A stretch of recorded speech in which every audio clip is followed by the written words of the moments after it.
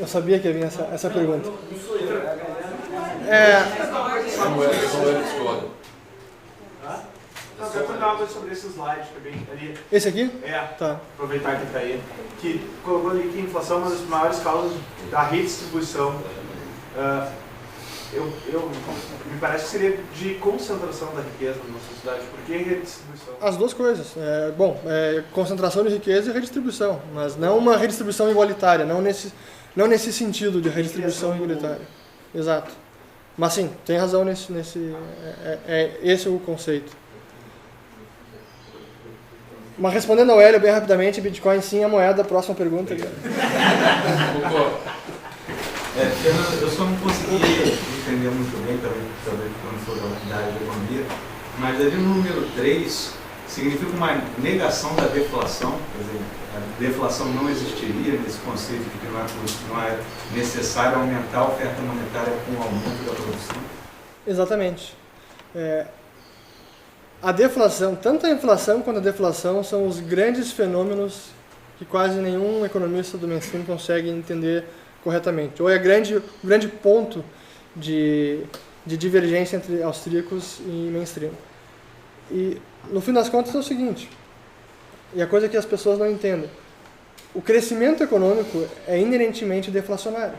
Uma moeda que cresce, que cria cada vez mais bens e serviços, que tem cada vez mais abundância de produtos e mercadorias na economia, quanto mais bens e serviços, teoricamente, mais baratos eles se tornam. Então, menores seriam seus preços. Então, o crescimento econômico ele é deflacionário. Não precisa a oferta monetária crescer em consequência do crescimento econômico para dar conta desse crescimento. O ajuste no preço dos bens, o ajuste nessa variação dos produtos, no crescimento da economia, se dá via preço. A moeda ganha poder de compra ou o preço das mercadorias ele é diminuído. Então, a deflação não é realmente entendida. A deflação não é o mal, não é um grande fantasma. Embora os bancos centrais lutem contra a deflação, e hoje é o grande inimigo deles é a deflação lá fora, né? Aqui não o nosso. O Banco Central da Europa, do Japão, da Suíça, o grande inimigo é a deflação. Mas isso não é um problema da economia, para a economia. Acho que o grande medo da deflação veio lá da década de 30, depois da Grande Depressão, quando de fato houve uma deflação monetária, e essa deflação monetária, logicamente, acabou causando uma diminuição dos preços, uma forte queda dos preços. Mas essa deflação monetária, o problema dela, ela ocorreu porque houve antes uma expansão monetária brutal na década de 20 que acabou levando a queda da bolsa, a quebra da bolsa e a Grande Depressão, porque os bancos centrais, ou o Federal Reserve, não queria deixar esse processo continuar e acabou imprimindo dinheiro, mas certamente não tanto quanto os chicaguenses, monetaristas, keynesianos gostariam que tivesse impresso na época. Mas o medo da deflação começou mais nessa época da Grande Depressão e ele persiste até hoje. Mas a deflação não é o mal em si, assim como o crescimento econômico tampouco precisa de uma moeda que seja depreciada constantemente. Mas como é que você rebateria o argumento de que a deflação desestimula a produção? Quer dizer, o cara gastou um dinheirão para investir no negócio e depois quando ele vai vender, vale menos do que o dinheiro que ele investiu. Uma empresa ela só sobrevive se ela lucra, se ela consegue fazer com que as suas receitas sejam maiores que os seus custos.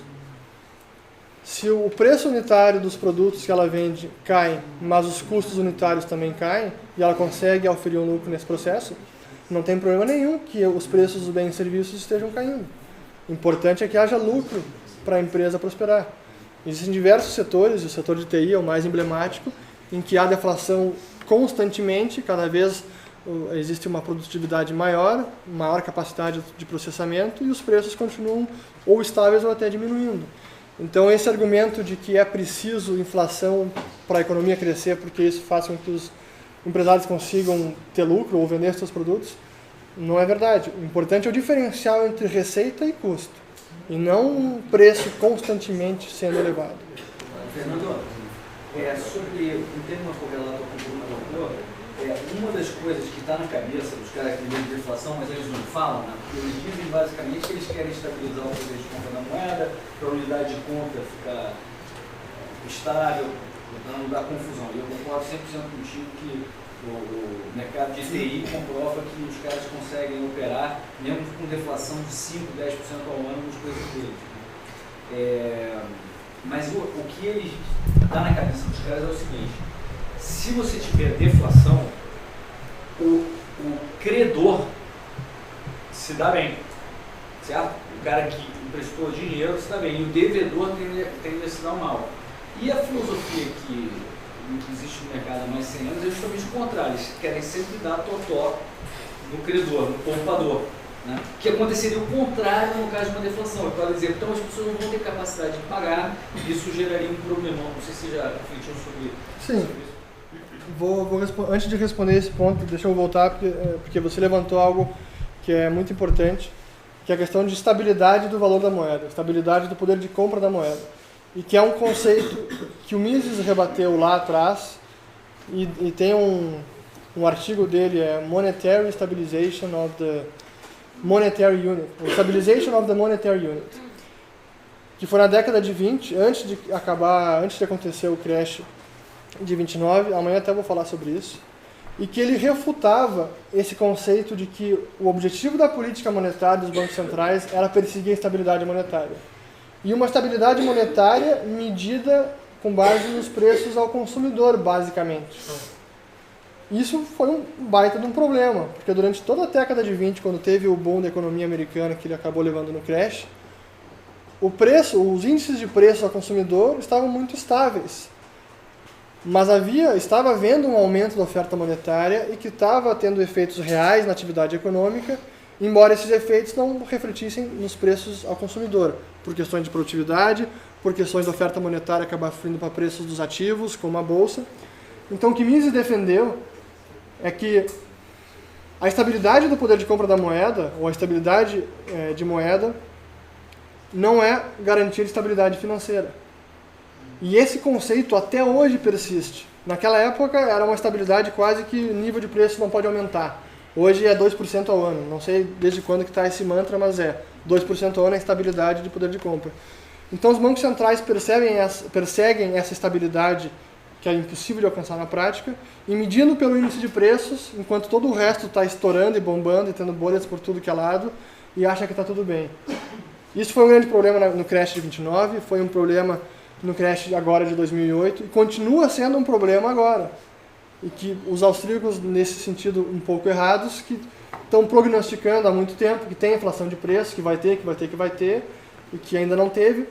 Mas, embora não tenha tido inflação de preços ao consumidor, isso não exime o fato de que está havendo desequilíbrios e distorções na economia em outros lugares. E isso é muito perigoso, por isso que todo esse momento que a gente vive é extremamente complicado. E respondendo à questão da deflação, da mesma forma que hoje em dia a gente tem artifícios para lidar com uma moeda que se deprecia, por exemplo, correção monetária, no Brasil não existe quase nenhum contrato de compra de imóveis, por exemplo, de algum bem que tenha pagamento a prazo, que não contém uma cláusula de correção monetária. Se a gente começasse a viver numa economia onde a deflação ou a apreciação do poder de compra é uma realidade, por que a gente não poderia ter cláusulas que prevessem isso em contrato? Para mim não tem nenhuma impossibilidade teórica nem prática da deflação. Então esse argumento para mim também não se sustenta.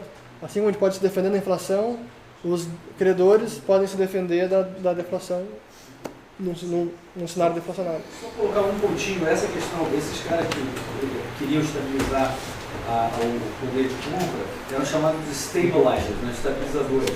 Isso aí. E um colega nosso, né, um amigo nosso, não sei se todo mundo sabe, queria dizer, o Leônidas,